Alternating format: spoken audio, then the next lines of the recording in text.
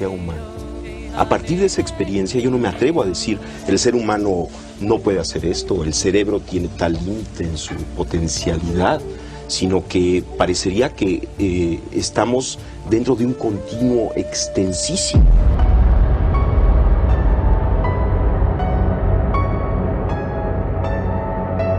A través de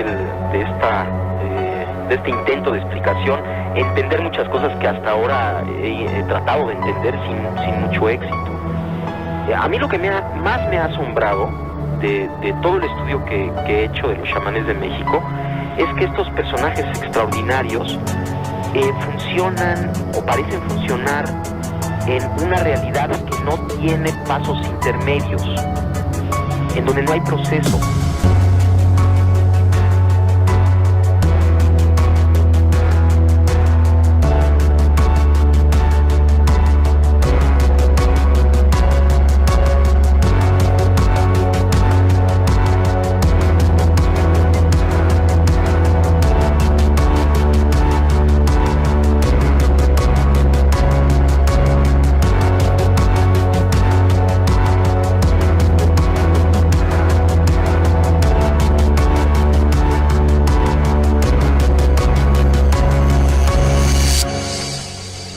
Por ejemplo, Pachita es uno de los casos más asombrosos que yo pude atestiguar. Yo trabajé con ella varios meses. Pachita venía un paciente a verla, por ejemplo, alguien que tenía un problema pulmonar, y entonces si ella decidía, de alguna manera podía percibir directamente lo que le sucedía al paciente y lo que el paciente requería para mejorar.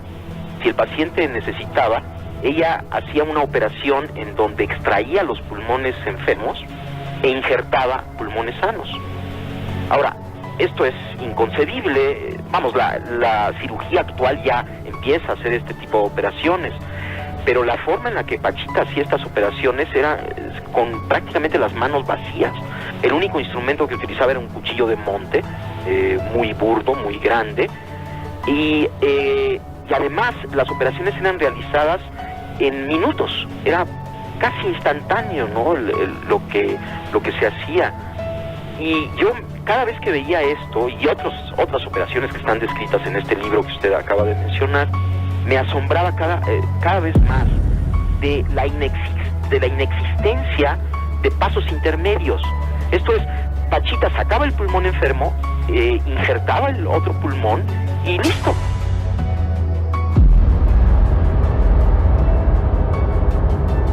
Estamos en un programa de computadora. Está tan difícil de creer. Tu ropa es diferente, los cables de tus brazos y cabeza no están. Tu cabello cambió. Tu apariencia es lo que llamamos una imagen residual. Es la proyección mental de tu ser digital. Esto no es la realidad. ¿Qué es real? ¿Podrías definir real? Si te refieres a lo que puedes sentir, puedes oler, puedes probar y ver, real son simples señales eléctricas que interpreta tu cerebro. Teníamos una nueva técnica llamada radioinmunoensayo, recién descubierta. Las personas que realmente crearon la técnica ganaron un premio Nobel en medicina. Recuerdo que fue Rosalind Yalow, la científica que pudo medir por primera vez en el cerebro las sustancias químicas llamadas péptidos. Y lo que yo inmediatamente reconocí con la ayuda de mis colegas fue que la química del cerebro era la clave para entender la conexión entre lo que sucede en tu vida interior y lo que sucede cerca de tu cuerpo. Estos químicos llamados neuropéptidos, neuro lo que es decir el cerebro, y los péptidos que son proteínas, en realidad son las moléculas de la emoción, serotonina, dopamina, oxitocina, o los opiáceos a los que las personas son adictas en estos días.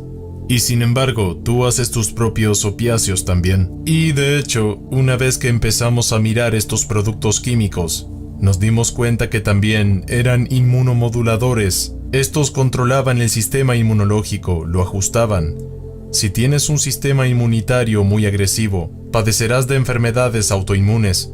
Si tienes un sistema inmunológico muy lento, eres más propenso a las infecciones y al cáncer.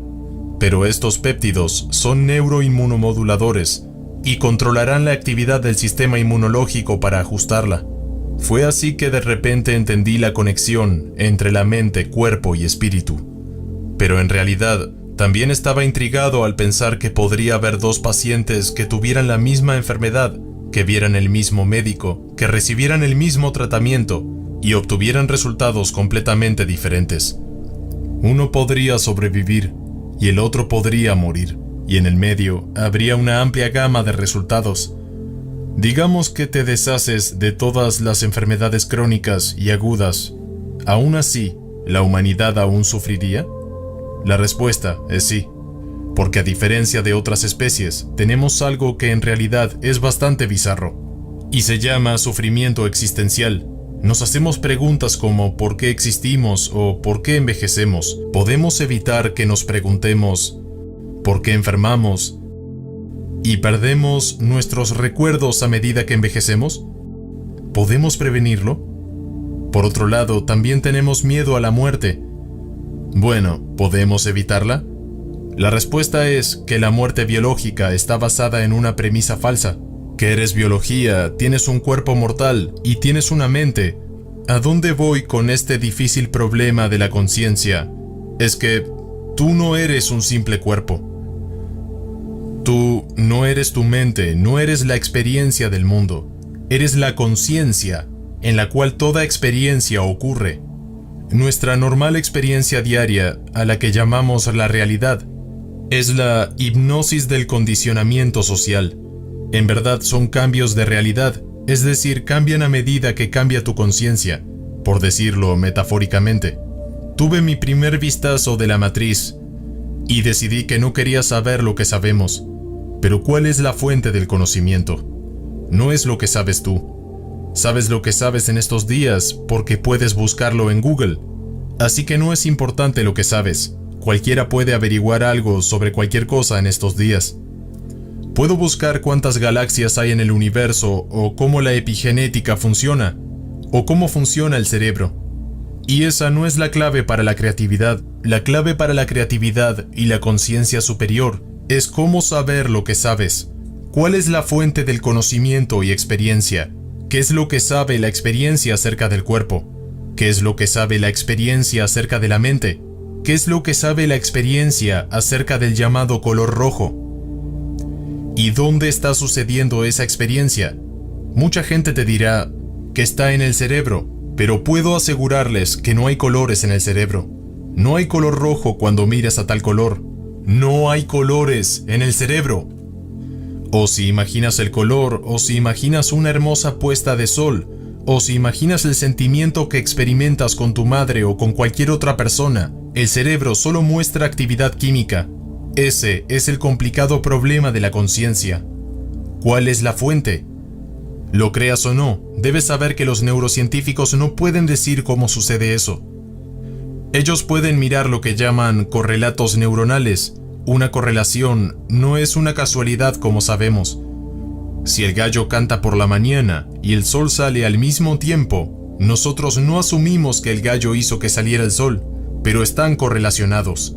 Por lo que tu mente, cerebro y el mundo físico son experiencias correlacionadas en un reino más profundo de existencia, que no está en el espacio o en el tiempo. El 95% de las mutaciones que causan las enfermedades están relacionadas con el estilo de vida, el sueño, el manejo del estrés. Sea que medites o no, te ejercites o no, o quizás practiques yoga y no técnicas de respiración, la calidad de tus emociones, nutrición, relaciones personales, interacciones sociales, conexión ambiental con la naturaleza, todo esto fluye en la actividad genética. Es a lo que llamamos epigenética. Examinar un pensamiento es saber que no eres un pensamiento. Examinar una emoción es saber que no eres una emoción. Examinar el cuerpo es saber que no eres este conjunto de sensaciones y percepciones. Entonces, ¿quién eres tú? ¿Qué es eso que sabe acerca del pensamiento? ¿Qué es eso que sabe acerca de la percepción del color rojo? ¿Hay un color rojo en cualquier parte del universo físico o solo es una experiencia? Te garantizo que los científicos no pueden decir que el color rojo existe como una entidad física en el universo. Es una experiencia de la conciencia humana, no en la conciencia de un murciélago que no ve colores pero que experimenta el eco del ultrasonido. Cuando te das cuenta que todo lo que pensabas que era real no es real, cuando también te das cuenta de que no eres quien crees que eres. Con esta identidad de ego, cuerpo y mente, esta es solo una identidad pasajera si digo que soy mi cuerpo y mi mente. ¿Sabes que una vez fui un óvulo fertilizado, luego un cigoto, un embrión, un bebé, un niño pequeño, un joven y ahora un adulto, y luego este cuerpo desaparecerá? Pero cuando te das cuenta de que todo tu nombre, forma y que todo lo que ves es provisional, dos cosas le suceden a algunas personas. La primera es que tendrán inmediatamente lo que solo podríamos llamar metafóricamente la noche oscura del alma. Se adentran en una profunda depresión porque todo lo que pensaban que era real ya no es real, incluyendo su propio nombre, forma, cuerpo y mente. Algunas personas se asustan tanto que tienen un mal momento. Y la segunda es que algunas personas cruzan ese umbral cuando descubren el nirvana o la iluminación y dicen: wow, pensé que había sido encarcelado en mi cuerpo durante toda una vida, pero soy un ser eterno que puede transformarse en cualquier experiencia, incluida la experiencia humana, que es increíble. Pero la experiencia humana es también la que causa depresión existencial. Así que las causas del sufrimiento humano, desde que lo mencionaste, se entienden en las tradiciones de sabiduría oriental como: 1. Que sufres porque no sabes quién eres, te confundes con tu experiencia cuerpo-mente. 2. Te agarras y aferras a experiencias evanescentes, transitorias y oníricas. Y dices: lo que pasó con tu niñez se acabó, lo que pasó ayer se acabó, lo que pasó hace 5 minutos se acabó. ¿Qué pasa con estas palabras cuando las escuchas? Dejan de existir. ¿Sabes que Wittgenstein, el filósofo alemán, dijo que estamos dormidos? Decía que nuestra vida es un sueño. Pero de vez en cuando nos despertamos lo suficiente para saber que estamos soñando, entonces surge la pregunta: ¿a qué te despiertas cuando cruzas el umbral? Te despiertas a tu verdadero yo, que no es cuerpo o mente, sino la conciencia en la que esa experiencia sucede. El reconocido Dr. Jacobo Grinberg desarrollaba su teoría sintérgica que cambiaría para siempre la forma en que interpretamos la realidad. Sin embargo, cuando su investigación parecía estar a punto de concluir, Jacobo Grinberg desapareció de un día para el otro sin dejar rastro alguno. ¿Por qué el científico abandonaría todo en la cima de su carrera? ¿Acaso su conexión con el mundo de lo paranormal tuvo algo que ver? Jacobo Grinberg era una persona muy brillante, con una mente muy lúcida y sobre todo muy inquieto y curioso. Solo con una curiosidad como la que él tenía es como pudo haber investigado y descubierto tantas cosas acerca del comportamiento y de la mente humana. Daba charlas en salones, en auditorios de la UNAM, y llegaban allí cientos y cientos de estudiantes de distintas facultades que les interesaba muchísimo lo que Jacobo tenía por explicarles en relación a toda una nueva concepción de cómo funciona el universo. Jacobo estudió en la UNAM, estudió psicología, Posteriormente se doctoró en Nueva York como doctor en neurociencias. Él siempre era un estudioso constante, ¿no? El corpus metodológico que tenía era extremadamente riguroso, completamente de acuerdo a los estándares científicos de la época y actuales. Jacobo era un científico impecable. Sin embargo, la implacable curiosidad que poseía Jacobo en relación al comportamiento de la mente humana lo llevó a adentrarse en un mundo que parecía estar muy distante de la rigurosidad científica con la que él trabajaba. El chamanismo. Es así como conoció a Pachita, la cirujana psíquica. Cuando él leía sobre Pachita en los periódicos, él dijo: esto no creo que exista. Pero como en ese momento él se encontraba haciendo su tesis doctoral, ya había terminado su doctorado y estaba haciendo su tesis doctoral en las potencialidades del cerebro, él dice: hay dos opciones, o esta mujer es verdadera y será muy interesante conocerla, o voy donde está ella y la voy a desenmascarar. Y según él, muy fantasiosamente, o digamos muy despistado, llenó una mochila con ropa para 3 días y se fue a buscar a Pachita, que vivía aquí en el Estado de México. Y desde adentro una gruesa voz de hombre le dice: Jacobo, apúrate, te estaba esperando, ¿por qué llegas tan tarde? Y él dijo: oye, si yo no le avisé a nadie que venía, ¿no? Él pensó. Desde ahí inicia su periplo, ahora sí, experiencia extraordinaria, en la que él se da cuenta que el mundo no es como nos lo han enseñado en la ciencia tradicional ortodoxa de las universidades. Pachita era una chamana curandera, y cuando Jacobo la descubre, pues se da cuenta que ella hacía verdaderos milagros, maravillas, o como le llamemos, ¿no? Entonces esto le impacta a él en la mente, y no solo quiere saber qué hace Pachita, sino sustentarlo, y se dedica a estudiar la mente de Pachita. Era una persona que curaba, que agarraba un vaso, una botella de alguna gaseosa o de algún refresco, lo rompía y al momento operaba a la gente de una catarata, le sacaba un tumor, cambiaba, y al momento que metía la mano y levantaba esa misma mano, iba curándose el órgano de la persona, lo volvía a introducir, operaba. Todo esto eran operaciones psíquicas. Esta manera en la que Pachita podría manifestar en la realidad alteraciones que van en contra de lo que la academia actualmente consideraría científico, y al momento de estudiarlo, de que fuera replicable, de que fuera repetido en diversas ocasiones y en diferentes ambientes, fue aquello que empieza a despertar en Jacobo una curiosidad sumamente extrema sobre cómo estos fenómenos pueden realizarse, sobre cómo una persona puede alterar la realidad. Pachita le invita a presenciar varios de las sanaciones, cirugías energéticas que ella realizaba. Los pacientes daban unos gritos terribles de dolor, pero sin embargo en ellos no quedaba cicatriz. Repito, todos los cirujanos psíquicos que yo he tenido la suerte de investigar en mi vida, y por referencias de otros compañeros periodistas, son todos un fraude. Quiero dejar esto bien claro, pero el caso de Pachita es muy excepcional, porque amigos míos estuvieron delante de ella. Yo no tuve esa suerte, falleció hace ya muchísimos años, y no fueron capaces de encontrar fraude alguno. Pero de lo que estamos hablando entonces es de algo muy fuerte. Las filas delante de la casa de Pachita eran absurdas. Pero Jacobo Greenberg se sorprende porque no encuentra fraude en lo que hace Pachita. La conclusión a la que llega Jacobo es que el universo es mental. Eso nos suena porque los egipcios ya decían que el universo es una creación mental, que el universo es mente. Llega a la misma conclusión y además lo explica en sus libros a través de una serie de formulaciones matemáticas. Entonces, cuando iba a congresos de medicina y les decía: yo he visto a una mujer abrir una incisión en un lugar totalmente no aséptico, abrir con los dedos una apertura en la piel de alguien, meter la mano, sacar un órgano que estaba echado a perder, un órgano que tenía cáncer, por ejemplo, cerrar los ojos, levantar la mano y que por arte de magia le apareciera un órgano compatible a esta persona. Le aparecía en la mano, por ejemplo, un pulmón, insertar el pulmón, hacer nada más así unos pases con la mano que el pulmón se reconectara, con las dos manos cerrar el omóplato, cerrar la piel, pasar la mano por encima y que no quedara ni una sola cicatriz. Obviamente Jacobo no se quedó 2 días, se quedó 2 años y en esos 2 años tuvo la oportunidad de aprender muchísimo.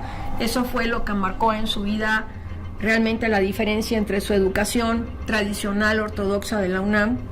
Con estas experiencias y habiendo vivido estos 2 años con Pachita es que Jacobo llega a esta conclusión, que es lo fundamental del trabajo de él, y es que la realidad en la que vivimos es una creación mental. El doctor Jacobo Grinberg, al momento que la conoce, al momento que ve que realmente sucedía algo, una de las explicaciones que le da es que a través de la mente, Bárbara Guerrero, mejor conocida como Pachita, realmente lograba la sanación de ese órgano y después de la persona en general. Jacobo Grinberg aseguraba que la realidad que todos conocemos es tan solo una representación mental, una construcción generada por nuestros cerebros a la que bautizaba como el holograma. Él empezó a practicar, por ejemplo, telepatía, telequinesis, y también algo que yo aprendí con él fue la dermopercepción con los niños, ¿no? Que les venda los ojos y los niños empiezan a ver a través de la piel de sus manos. Y él realmente se dedicaba a todos esos fenómenos que podrían parecer paranormales, pero para sustentarlos. Él tenía un laboratorio muy grande en la UNAM. Puntualmente, ¿qué investigaciones estaba realizando Jacobo? Planteaba realizar una replicación sobre el potencial transferido, pero no en una misma locación, sino pensaba realizar una replicación con una persona en México y entiendo que una persona en India. Recibe un estímulo una persona en la India, habiendo tenido ya una comunicación con otra persona en América. Ya que hay esa empatía, la persona de la India le aplican un estímulo, ya sea visual, eléctrico, no sé cómo lo había pensado, y en ese momento aquí en América existe esta respuesta. Ese es el potencial transferido. Él, basándose en un principio de física cuántica, que es la paradoja Epstein-Podolsky-Rosen, que fue comprobada en el año 1982 por Aspect en París, indica que 2 fotones que interactúan juntos, cuando se separan y uno lo mandás a una punta del universo y otro lo mandás a la otra punta del universo, si a uno le cambias el radio de giro, automáticamente cambia el otro. O bien tiene que haber algo que viaje más rápido que la luz, o por debajo. Está todo conectado y está todo relacionado. Y Jacobo Grinberg quiso probar lo mismo con los cerebros. ¿En qué consistía el experimento?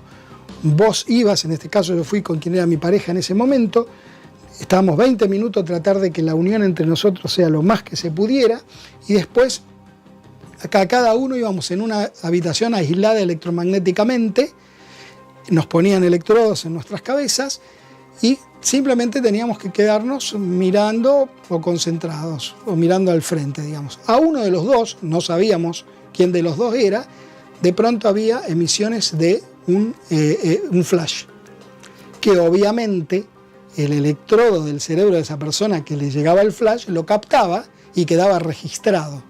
Pues bien, lo que descubrió Grinberg, que en el 25% de las personas que lograban una mayor interacción, el cerebro, no la conciencia, no es que la persona decía había una lucecita, sino en el registro electroencefalográfico quedaba grabado que en el momento que la otra persona se alteraba el registro porque llegaba el flash de luz, también quedaba en la otra persona. Lo cual probaba que estaban esos cerebros conectados. Y Grinberg iba más allá, él tenía una teoría llamada la teoría sintérgica, diciendo que en realidad todos los cerebros están conectados, todos estamos conectados. Lo que ocurre es que no podemos estar procesando toda esa información porque obviamente nos volveríamos locos, sino que quizás exista un campo que unifica a todas las especies y todos estamos conectados. Y obviamente en los próximos años que vienen nos vamos a sorprender de cosas que hoy entran en el terreno de la ciencia ficción o en el terreno de la pseudociencia, nos vamos a sorprender porque eso va a ser ciencia. Creo que su teoría importante es la teoría sintérgica, ¿no? De síntesis y energía. Él aquí decía que todo el universo, ¿no?, está contenido de material, lo que por ejemplo los hindúes le llaman el archivo akáshico, ¿no?, o el inconsciente colectivo, o desde Platón que le llamaba el mundo de las ideas y todo esto. Entonces todo está contenido ahí, y él decía que había una interrelación entre la mente humana y este campo cuántico que ahora le llaman el campo cuántico, y que se formaba como un holograma, que todos pertenecíamos como a una matrix donde estábamos, ¿no? Estaba intentando sustentar cómo en este holograma tú podías hacer modificaciones dentro y salir de él, ¿no? Es algo muy complejo, la verdad. Que llaman mucho el holograma o la matrix, que es lo que solo puedo ver y tocar. Si tú lograses salir del holograma, podrías viajar en el futuro, hacia el futuro y ver qué va a suceder en la realidad en que vivimos. Podrías ir al pasado, pero es que además tendrías un poder tremendo para deformar nuestra realidad, como hacía Pachita, la curandera psíquica. Los científicos que se atreven a hacer algo así son tremendamente criticados y tremendamente denigrado. Pienso que con su teoría él dio pie, por ejemplo, a todo lo que conocemos ahora como los campos morfogenéticos y el campo cuántico y todas las investigaciones que se han hecho. Incluso yo tengo muchos amigos en Estados Unidos, físicos cuánticos, que todos reconocen el trabajo que hizo Jacobo Grinberg en un momento. Él, al igual que Tesla, fue una persona totalmente avanzada a su época. Los científicos de la época, inclusive todavía de ahorita, no tienen la capacidad de comprender el alcance de todo lo que Jacobo Grinberg escribió. Lamentablemente, cabría preguntarse por qué se ha detenido el dar a conocer la obra de Jacobo Grinberg. Probablemente porque es demasiado compleja para el pensamiento de la gente común, sin diseñar a nadie. Simplemente, incluso para personas que tienen formación universitaria, resulta muy complejo de comprender. Solamente alguien que tenga formación en física o matemáticas podría entender un libro, por ejemplo, como el del espacio y la conciencia, así se titula esa obra, que son 3 tomos, cada uno como de 600 páginas en letra chiquitita y llenos de fórmulas. De lo que nos hablaba Jacobo Grinberg es algo en lo que la ciencia más valiente ha seguido avanzando. Así que es posible que Jacobo Grinberg nos haya abierto la puerta hacia algo que va a hacer que entendamos el mundo que nos rodea de una manera muy diferente. El doctor Grinberg afirmaba poder demostrar la veracidad de su teoría sintérgica, lo que cambiaría para siempre la forma en que interpretamos la realidad. Sin embargo, el 8 de diciembre de 1994, a los 47 años, Jacobo desapareció. La desaparición de Jacobo Grinberg es un gran enigma, un gran misterio. Sucede en 1994 y hay una cantidad de elementos que la hacen tremendamente extraña, tremendamente inverosímil. Sin embargo, lo que sucede en este instante es muy extraño. Primero porque la esposa de Jacobo Grinberg no habla en ningún momento en estas primeras semanas que él falta de que Jacobo hubiera desaparecido. La mujer morena que acompañaba al doctor Jacobo Grinberg era Teresa Mendoza.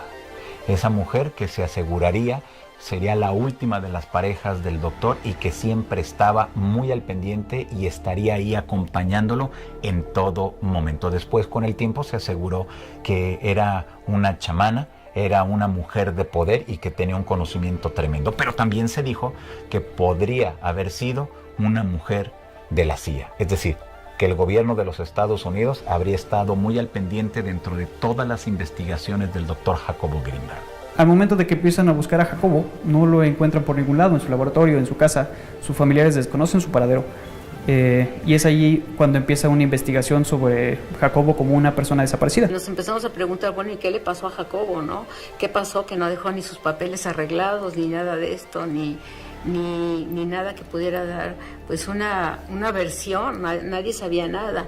Entonces pues se empezaron, creo que, a mandar fotografías, iniciaron investigaciones en Estados Unidos y pues en toda la República y todo, y nadie sabía dar respuesta de Jacobo. Van pasando las semanas, de Jacobo no se sabe nada, aunque la esposa decía que sí, muy entre comillas, hasta el punto que cuando pasan meses ya el tema es muy obvio, Jacobo no está. Hay una pista que nos llevaría hasta Colorado, Estados Unidos, donde Jacobo estaría en compañía de dos personas de los que se especuló que fueran agentes de la CIA o del FBI. Es un policía, un mando policial mexicano de apellido Padilla, Clemente Padilla, el que investiga todo esto, y él sí le da credibilidad a la pista norteamericana.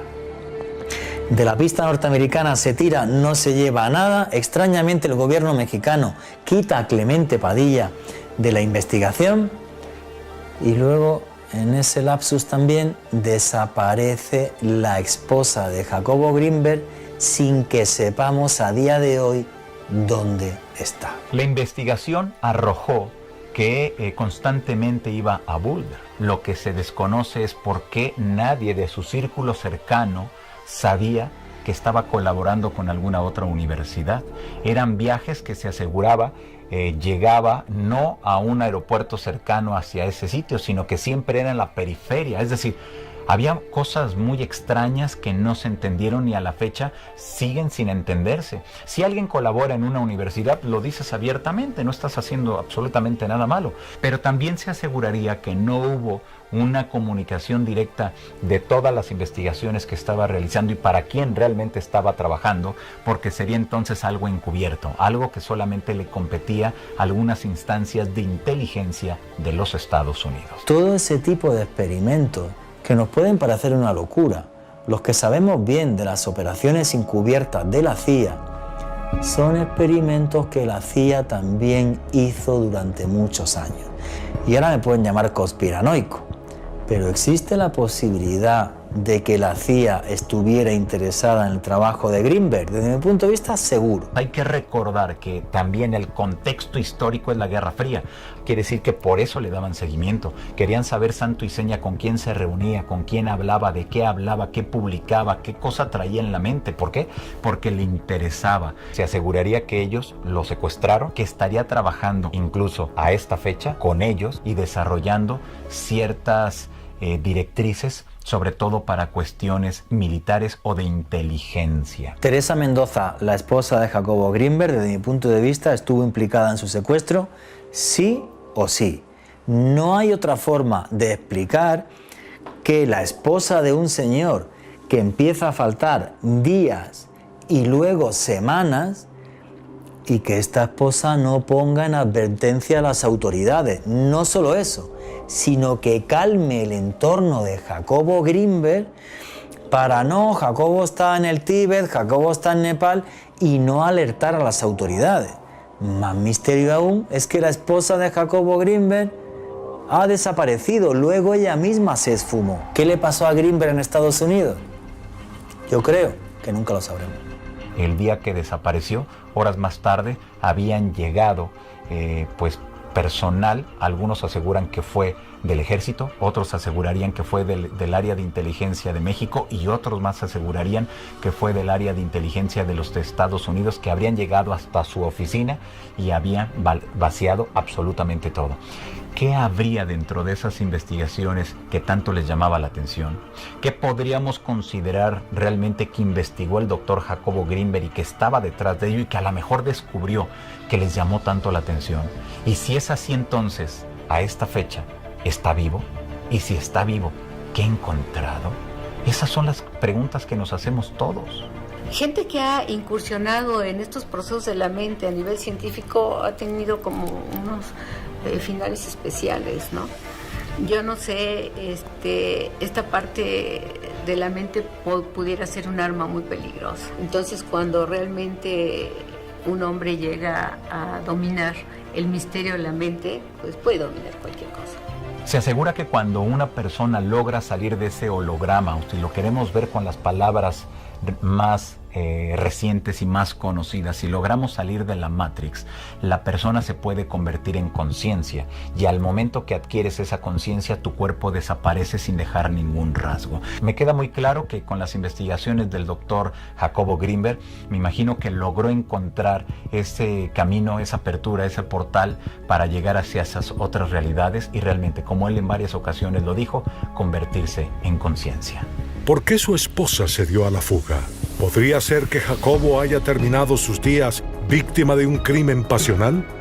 ¿O, como todo en su vida, hay algo mucho más inexplicable detrás de su desaparición? Existen personas que afirman que las investigaciones del Dr. Greenberg han continuado todos estos años y que él ha sido capaz de demostrar que el holograma es real.